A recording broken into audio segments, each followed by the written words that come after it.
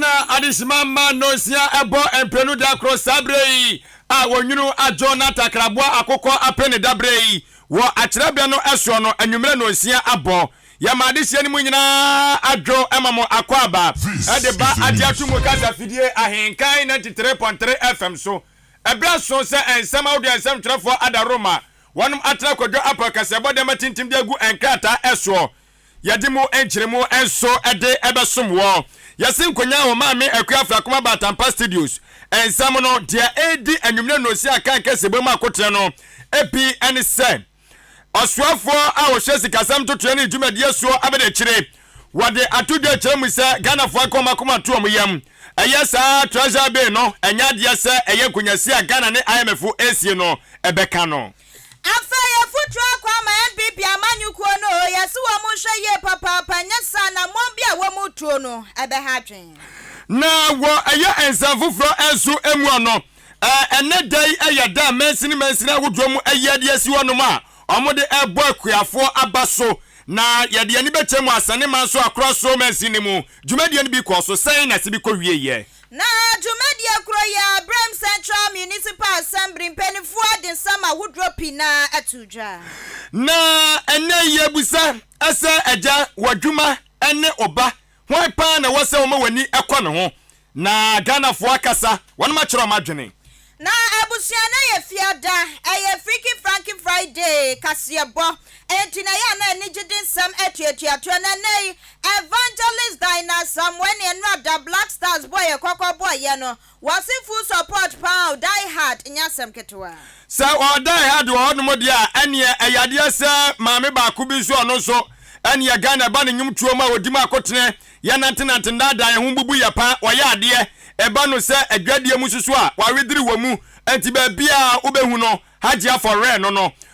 once a positive for so ne patch o na ekire nsam de aboba edika na ditie na sadia evangelist Patricia wodro mama party na grada wono so akasa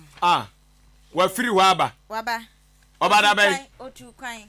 seba bi otu kwan no wompe akwantu bi wa wutu a wa wope wo enjo se ka tase ye ka se ye ko obi abeko enso ba bi wo Ghana ya onkoda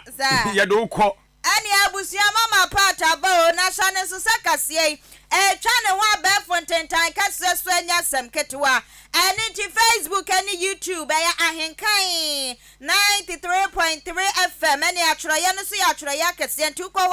wa like wa share wa dwinkyere wo de egu abresemo ya bekinkan ni nyina ade ama YouTube no aya abusia tenten ti wo ko no akodom bi wa subscribe ko ba ne sa ye dwumadi a wodro ni nyina ye nya sa se pena na tse ya bo akokko wo ho na ne odo ho eso akwa akodom ebie sa dwinkyere kro na so no betimi dia fa ya ho matwefo eso 0594 841044 0594 841044 nana siano anko ama ayaya na boafo dani de nyina wa musa ya sneje yantata anunti Jubilee Hospital sapomudin ehu hia ye papa sanso ana watchman Development Association afei Alhaji Hankuri Enterprise Ahenkan se bronya na bayo etini no ma no atete so adoma da so don komi brana beje wo de eye provisions no wa atete so pa Bempoma Plaza Hotel bronya ehwa ene ye de ahoho nyina no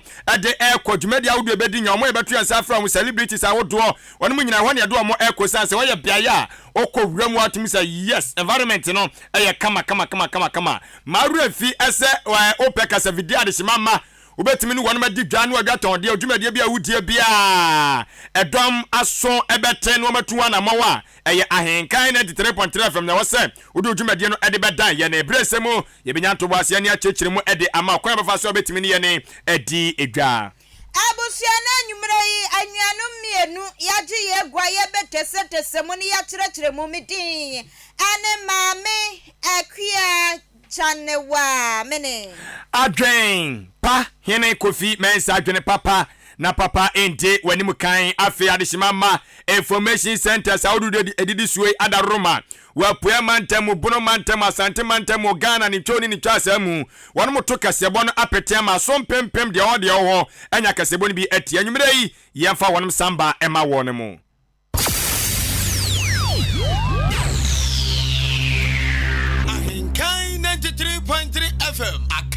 Kasiebo ye bomua ya jibe bia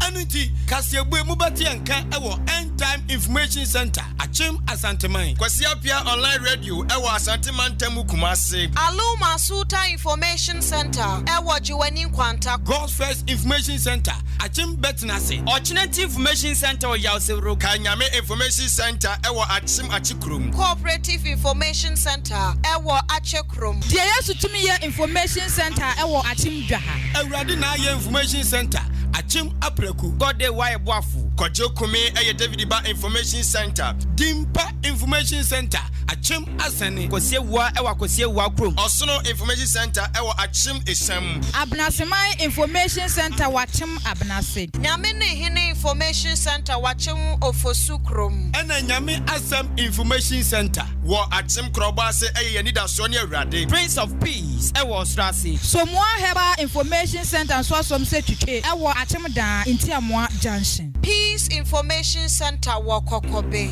Eno Sewa Information Center ewa Achim Anyinase Kusam Information Center wachim Achiase Keka no Krobo eye Adom Information Center Peace Infobiz Watakrasi Tokuya Ebutu Achim Odumase Adwempa Information Center Jinanko Jama North Chidom Information Center ewo Achim Adubiase Bono Mantemu Abapa Information Center Goka Sumnyame Information Center eye Chirimenken Nyankuma Ase eye Nanapia Information Center Dai Kingdom Come a police level Asioko Jama no Bono Mantemu eye Duaba Information Center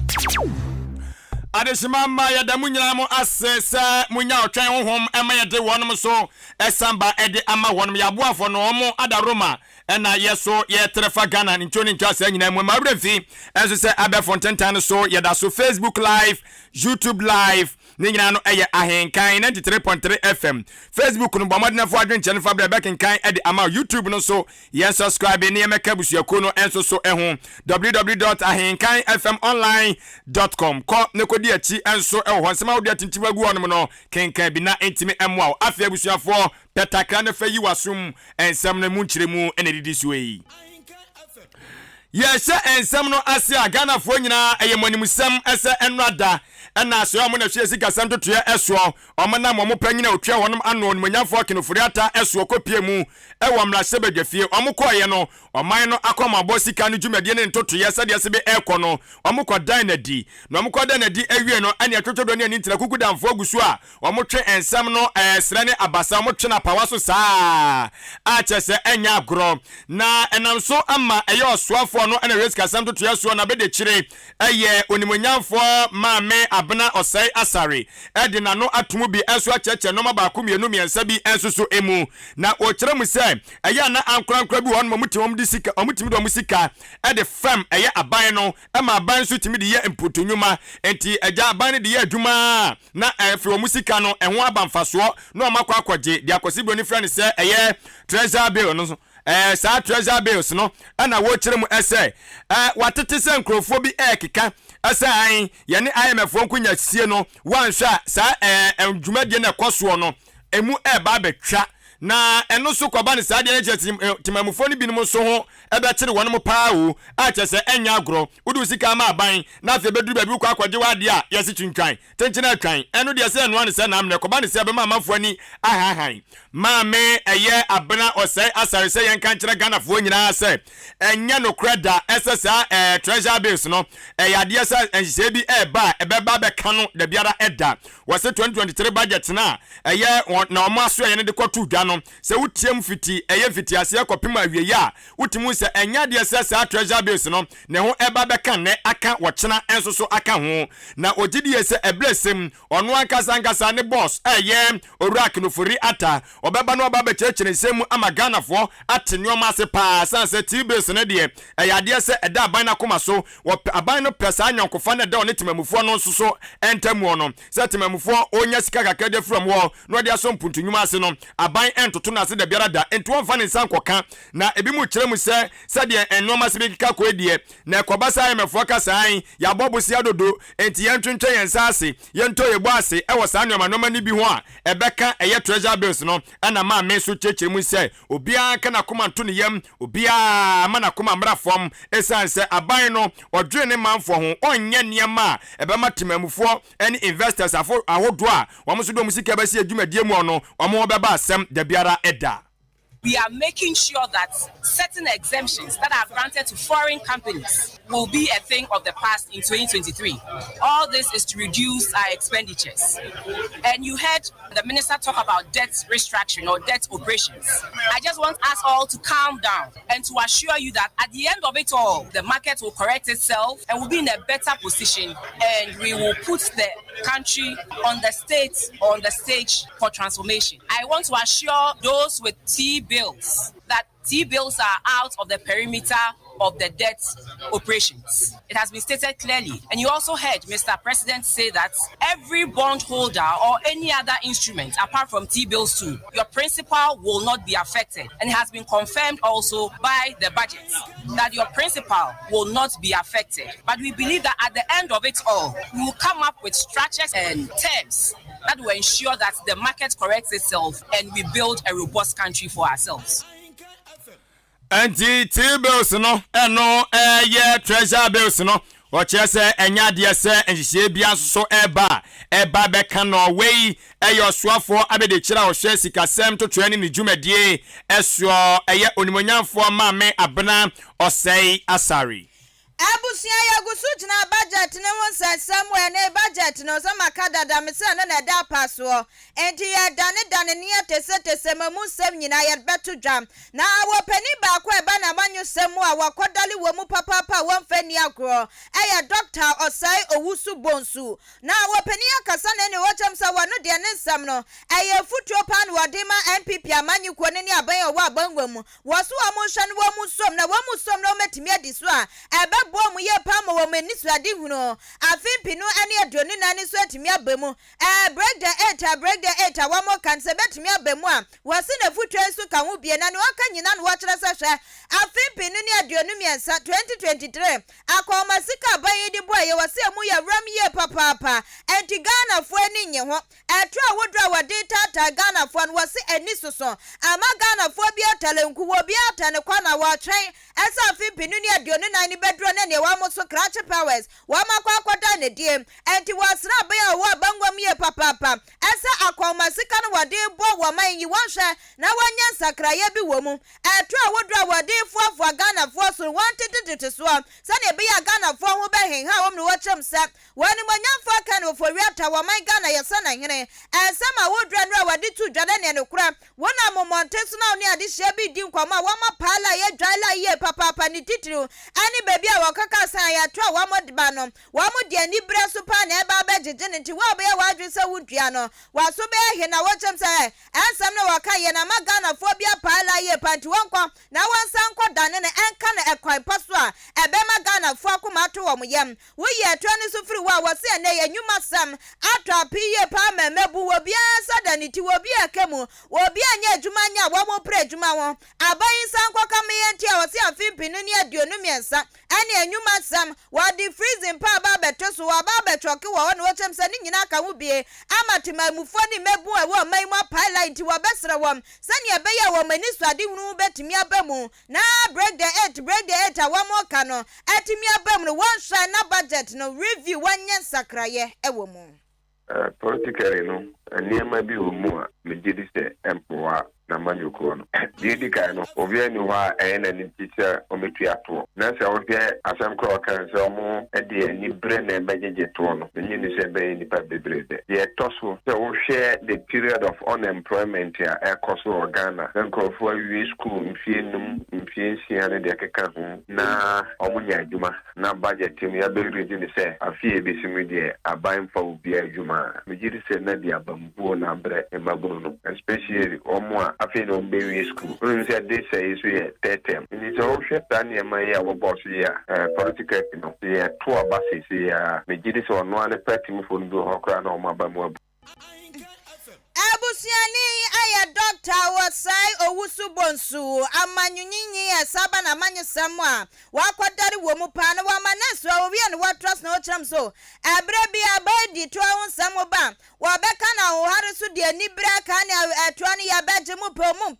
mu betua wabeka ne sanso be wi ase na atwa nsabio akwada ne buachi bidi wo hwehwe ne baby akora wo hu no wamo wabekwa akwaje to no kora nya te wombe hu ne tinsam aban ne kan wonya isa wadi anibra bi eta to no wotrem sabana ya krado esa aketua wodoam wa ba betete so sane a wokyere ese wo beti aketua so be ese wo hanchichemu aduasa 30% na se wo ba betete so wo se 30% no wotimi pa account bi ma na ne bank account kakrabia na ne wodi akogum na sika no ya de aye mpum tu akoba ne sa asumesi anaso obentin hu se marketia ya te so ane ya de ya kwan marketia ya de te so ne ya de sisuku adan na wo se ebema ganyafo anya arehemu bi e wa ban emu. Yes, in Chiacro Martin did. John no budget to a concass or budget to aggressiveness and all this as possible. Because I told you of her, and young governors will move to your own image. We may be to property taxi and near Campania. By you of Mokrana, almost she or that crash or more budget. Oh, I know by normally say, be in Numaka. We will cry a willing to be to you when you baby or good to you. Because you can never into our canon, Uncle Jito, the Tuanica. In the told of you or more workers in Ukraine, so me aggressive form, so near or more tax and all. My friend said, after I buy say, my point is, on market we are what is so 30%. And no, Quebec budget, no, I can't say, in your film. I deal with near the eye. Until the beer and Kaoka me say, expenditure no air catino, Yedikui, Madina, Pentacoin. Until after downside begin a ha, no more contact. There's all kind of what I there. Why we are now one for cragging says, near now kind of one. Don't you, but I ain't here, any other crowd or coy. We o maye hu butaya no so beboa pa ebusiani aya doctor osai owusu bonsu abusuafo anwumre no sia Ahenkan Kasiebo so na yesinkunya so a yede mu enchemu ede esomo ewo eye ajatum kasafidie Ahenkan 93.3 FM so na yekoya nimyade ani ekyeremu ewo kuaye dwumade ne ntotoye enso so emuo na enne eyeda wayi ade asiwa no ma mansini ahodo mu nyina no yede eka ye maame ye papa no ye wofanom ye nuanketoanom ema ne emmema adwumade a wonom eye ewo kuaye enso so emuo nti eye akuafo ye bo maba so pa atesene enya agro na yede ani ekyeremu ewo asane manso across so mansino enso so emu eno ewo poe mantam ya ekore se de dwumade ne ntotoye esibi ekoye no kwasem na dwumade no eye krabehwe na efe papa ene bode edi ahim kontomle edi ahim manchi edi ahim o atesenya agro eye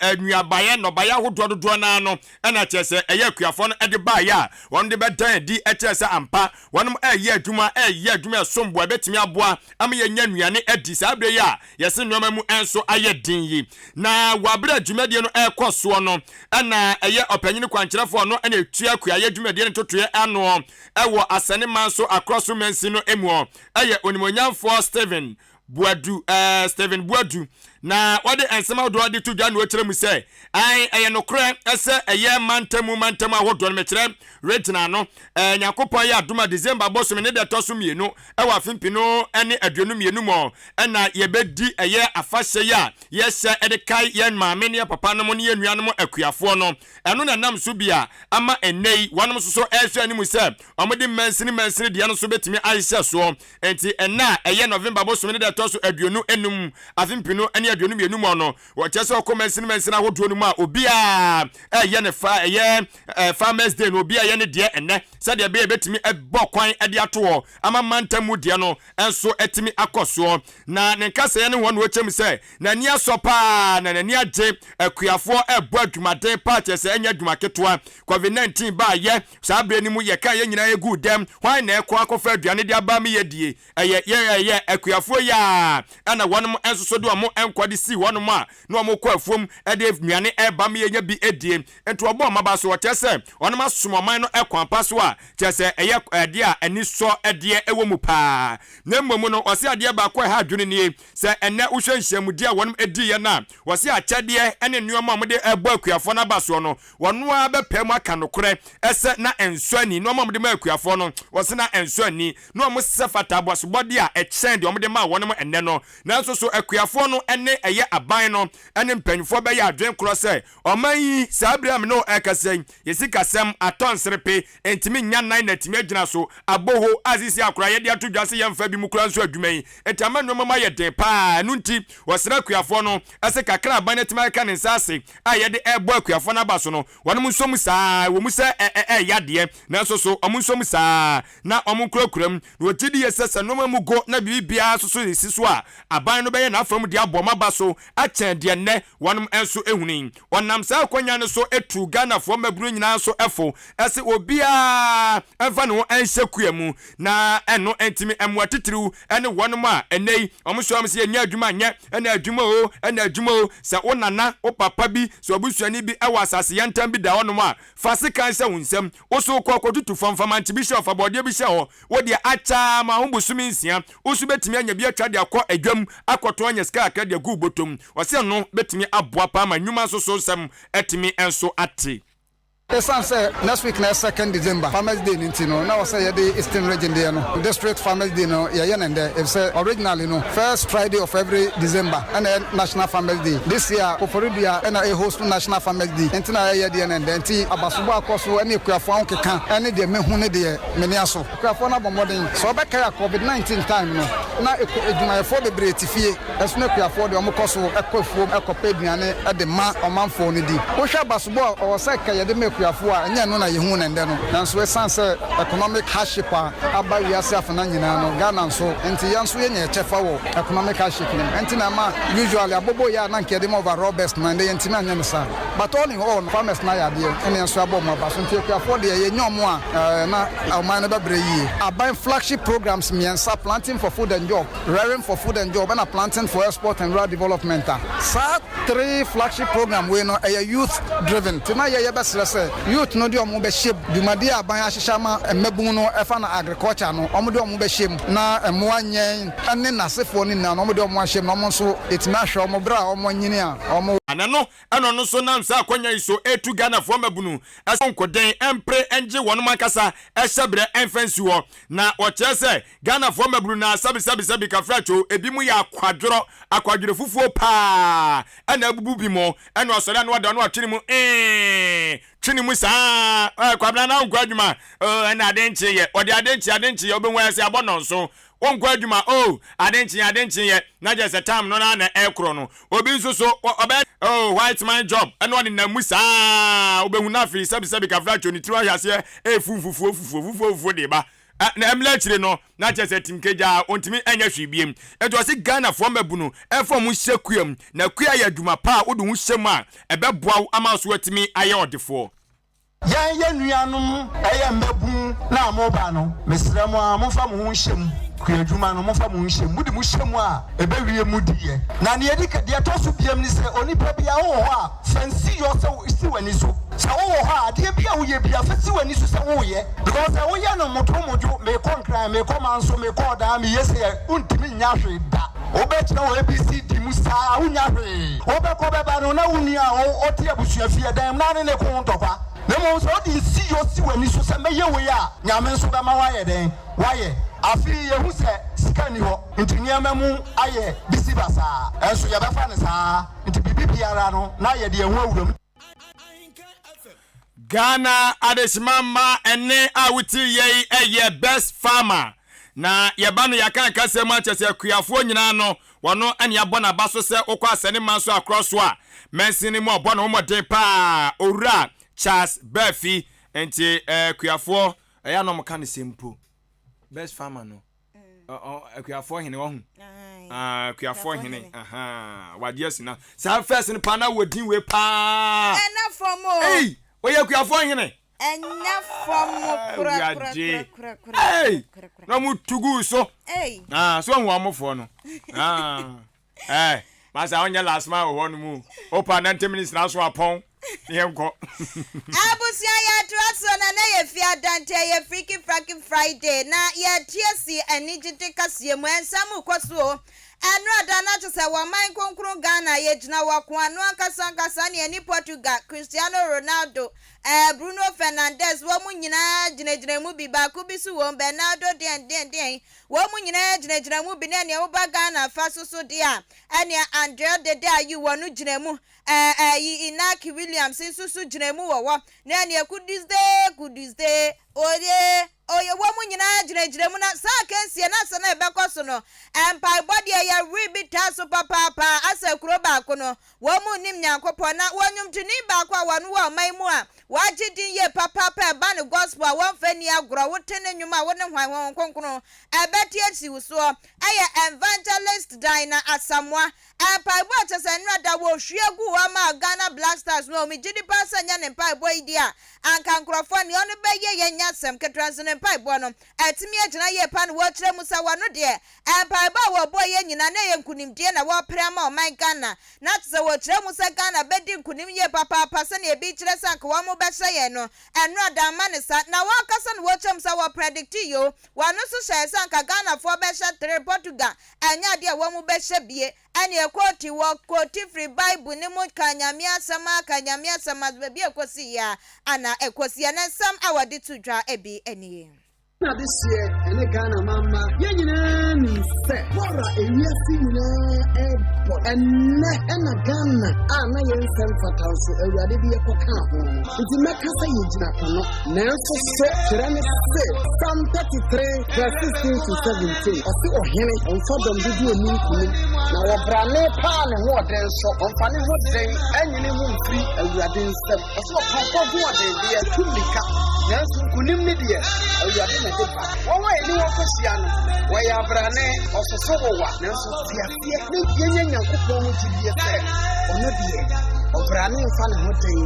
anye ne ho fre ne stem ma me ma wo sem ba kon ka ho 1 Samuel chapter 14 verse 6 what say bibie nsie wurade kwai se wodi adie bebre ana adie ketuo bi beje nkwa kana manma bi nim hwe fam ho no nim se ye pom kaye ye nim awurade ye ni hwe awurade aye wono nti ye nya kidie se ena nwumre go miensa ebeye Ghana de na wo mu tumi shebi ni monya beye awurade de ani monya beye awurade de ampa enu adaso ani monyam aye rade dia papa visa hwebra ye kwana na bebre na anyi gidie ese ne esi ye ne besi enso esi ye enase enka nyankopon abusuani aye evangelist Dina Asamoah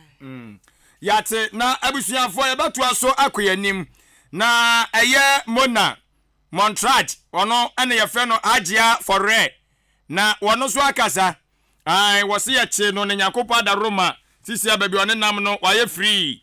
ye fast dama Bempoma Plaza Hotel B Plaza Hotel ene ye da won ma si na won ma boye ye pa won ba ye o mama hoho a won mtu kwai be sra ye ne ensusu nyina no munya ba bi da mo masum atwe won mo pa a chese enya agro Bempoma Plaza Hotel me pa ho ana do ani chema tum say yes environment ne ya kama wo ba ye won mo so aduane a wo pe ne ye de be ma wadie me pa dokodoko de mu otin de mu omre ne nyina no nsa be ka bi aduane kwa wa pese wo no ye mo akwanya se wa untimi no asna be se ye no ma wa ne nyina no ye be ye ede ma kama de wo pe ene ye se kire yen na yenye emfa emaw na dan edu be wura mu se kwadwodwo hu wo mu no awurade nyame a wanka se wura ma be fili obe Philippa sanse empa si won ma da so empa na masajo nya de ketwa sanso na ekodisi abose tua so de ope bia woden bia so won sabetimi akaso wanka utrim ofie kura won kai se baabi e kwanda kwa won kai bi sanse wonom no etise fie treatment no de be ma wo no ambambo sem jana na mo so enim na disco na yenim dumsiesie yenim Muhammad dumso enkane ne jana na mo so pene me pa chodu ani kire mo ewo achemodan nkwantanum MTTD kwantempon no eso ye ne the Church of Pentecost asafo no anedi animhwe wada Roma freye nen na ne yemon komode book bronya na ebe yi o manfo betu aba won menya de keto 21 book ya ebe ha pa 0249855396 0249855396 ana 0243118500 0243 118 500 and no Bempoma Plaza Hotel or say especially made for holidays makers from abroad and afar. Na hajia kafra hajia kura so hajinu Alhaji Hankuri Enterprise Alhaji Hankuri Enterprise mayana na sene mo na baso esanse enei ukwana hwe ya provisions no utimu say yes kablo nya ba ni atoto nyoma so ehwim na so onde watetene nyoma nyina so emo no so ukwana akoto bi atimi say yes blo nya ekono na koto mu ni bi emo no sija so a pampan bofa so etimi ma wo men ai be mo men sisi a na me pacho milo na o pe sugar so bolotin no so yedi bi akoho ko na kwaje ode milk na ni nyina bi wo ho solution tapes no so be sabeka bi anwa yese ne bo anwa galon baako yese ne bo che koko bag baako yi okọ Alhaji Hankuri Enterprise one ma what is say shi achese enya agro enwoma ye de nu anuane atosode ene eye enwoma hodo bebiri na okọ ne one ma wonsa betimi akadisuafo de momfoma ni kyerem ho enkrata mo betwirem ene nuane am bedi wo muskum wonum nyina no wonsa betimi enso akabi ye de ni kyerem ho eye achem odan eye opportunity bank opportunity bank no na afi South Brem Rural Bank no ye ne one mienu na ewo baby fa ko ne ye hye opportunity bank and South Brem Rural Bank no enfimfini anti bomode na hye ne soma me wo atichini bank ya wo de ne yendin komo eno ma ne kana entiase ebemu a ye de no ma ne begu hyan mu e de atoa 0245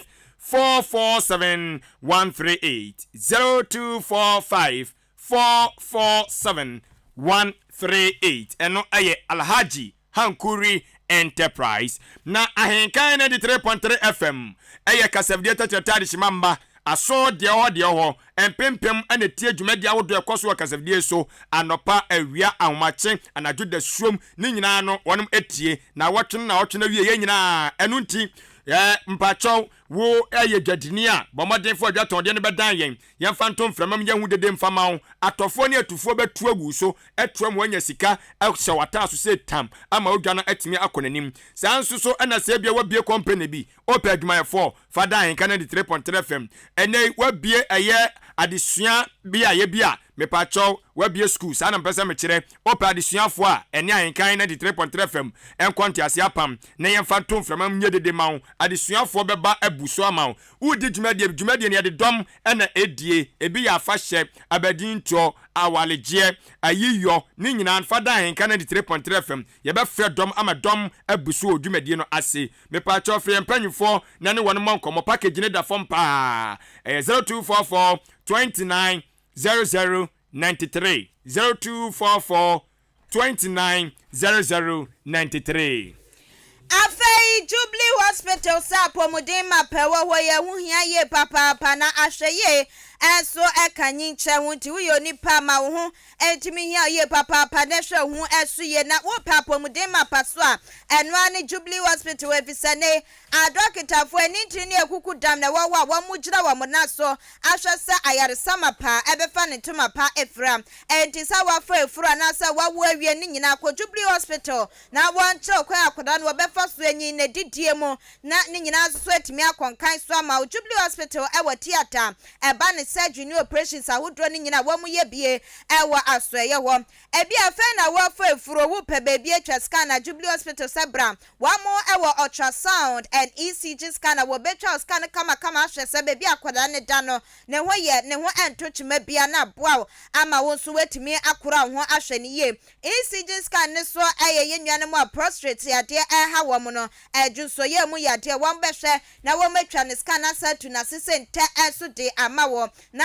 yade bi wo ho a ehia duro ehia kasa kyerenti no wo mo ewo counseling unit eso ewo ho wani na ye o ya Jubilee Hospital sabra na wo nhwema wo na wakọ Jubilee Hospital no edra doctor betrama nyina obenye bi ewo ho a wo twa no wo wife se wo mo pharmacy a edra hye wo say ma wo sanso wo canteen a wo madwane no kama ehuti ye pa na insurance card na wodro ni nyina wode ye adwuma sa wode ne ya national health insurance and as private health insurance Jubilee Hospital safabra wone de wa hwe wo ama wo senjina wo nan so na no a ana ehia no nti owo eye achemoda kwantempo ne so aboabo amantwa bridge ni so na Jubilee Hospital what jimei na fra wo mo 0244 575-799 0244-575-799 Watchman Development Association eye ankurankuraku aba ne April pumtuo ama Watchman tida me ka me so de bra na be ha chema aboabo ne akoso a aboabo man akasa priwa mumpumtuo wo mu primpumtuo ama achema aboabo ti abese yentre yentabam na ne Watchman kura wodro ne nyina empumtuo ni bi enkoso wo nti ya frafre dom ne wo be ye ne obeba Ahenkan FM ya so ye ha na wa betro din wi a 10 cities afebu sumi bia no na wetua wo 10 cities ya boabo ne nyina no dia primpumtuo ama Watchman chechemu bi asimidie ya na wa frɛ emei 0594 467029 0594-467029 na anidie Kasiebo no mayemfa we ntwa so tiawa emfa ma ho eye maami a enei wono eba ne se agya ema nante